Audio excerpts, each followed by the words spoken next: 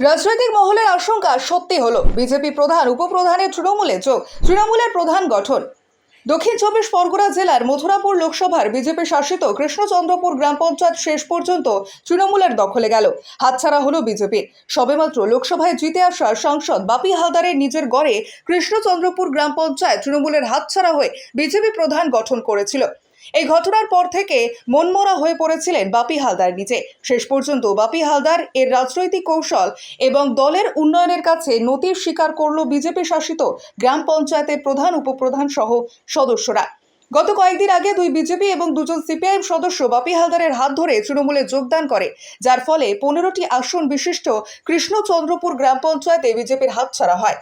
আজ প্রধান উপপ্রধান দুজনেই তৃণমূলে যোগ দিলেন, তাই অঞ্চল গঠন করায় তৃণমূলের আর কোনো বাধা থাকলো না। উল্লেখ্য, গত পঞ্চায়েত নির্বাচনে বিজেপি 6, সিপিআইএম 3 এবং নির্দল 2 এই 11টি আসন নিয়ে পঞ্চায়েত দখল করে প্রধান হয় বিজেপি। তৃণমূল পেয়েছিল মাত্র 4টি আসন। উল্লেখ্য, পঞ্চায়েত প্রধান গঠনের আগে নির্দল এবং সিপিএম প্রার্থীদের কোনো এক গোপনীয় জায়গায় তুলে নিয়ে আটক করে রাখার অভিযোগ উঠেছিল শাসক দলের বিরুদ্ধে। শেষ পর্যন্ত হাইকোর্টের নির্দেশে অপহৃত 4 সদস্যকে পুলিশ হাজির করে অঞ্চল গঠনের দিনে তারা বিজেপিতে সমর্থন করে, তাই পঞ্চায়েত দখল করে বিজেপি শাসিত পঞ্চায়েত নানান সমস্যার মধ্যে চলছিল।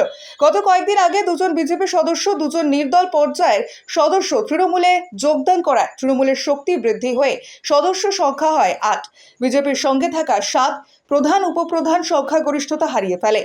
তার মধ্যে শাসক দলের উন্নয়নে সামিল হতে আজ প্রধান উপপ্রধান সহ নিজের দলের রিজাইন দিয়ে তৃণমূলে যোগদান করে প্রধান উপাদান গঠন করলো তৃণমূল।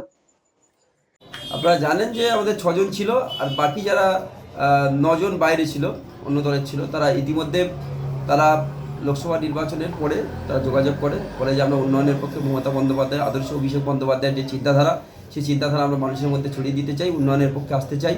তারা আবেদন করেছিল। আজকে তাদের সেই আবেদনের সম্মতি দিয়ে দল তাদেরকে দলে নিয়েছে এবং যিনি বিজেপির প্রধান ছিলেন তিনি রেজিগনেশন দিয়েছেন, উপপ্রধান রেজিগনেশন দিয়েছেন।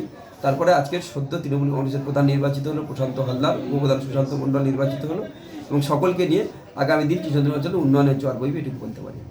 আগামী 9 জন যে কোন কোন দলে ছিল? বিজেপি ছিল, সিপিএম ছিল, নির্দল ছিল, সবাই তারা একত্রিত হয়ে তৃণমূল কংগ্রেসের পতাকা তলে তারা আশ্রয় নিয়েছে।